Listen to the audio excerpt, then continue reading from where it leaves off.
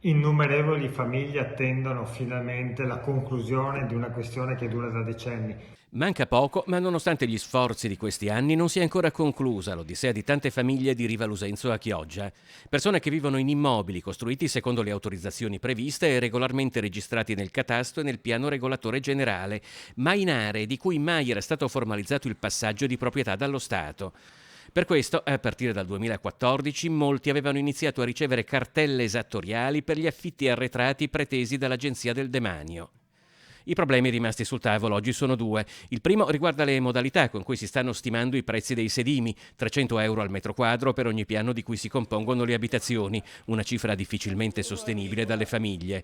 Il secondo, un numero di piccole aree, via via sempre più consistente, che i proprietari ritenevano appartenere al demanio patrimoniale e che invece sono classificate come demanio marittimo. E sabato, insieme al Presidente della Commissione Finanza del Senato, abbiamo voluto convocare il Demanio di Venezia, il Demanio Veneto, perché va trovata la soluzione. Queste famiglie meritano tranquillità, hanno pagato quello che c'era da pagare, va trovata la soluzione nel modo più veloce possibile. Ferrazzi ricorda il percorso avviato in Parlamento per risolvere la vicenda.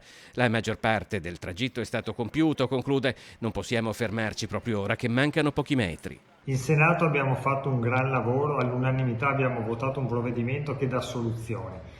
Ci sono queste famiglie, decine di famiglie, centinaia di persone che hanno pagato regolarmente le tasse, hanno fatto opere previste dai regolamenti urbanistici e edilizi comunali. Va trovata la soluzione, abbiamo votato la legge, ora dobbiamo evitare che la burocrazia nazionale blocchi questo provvedimento.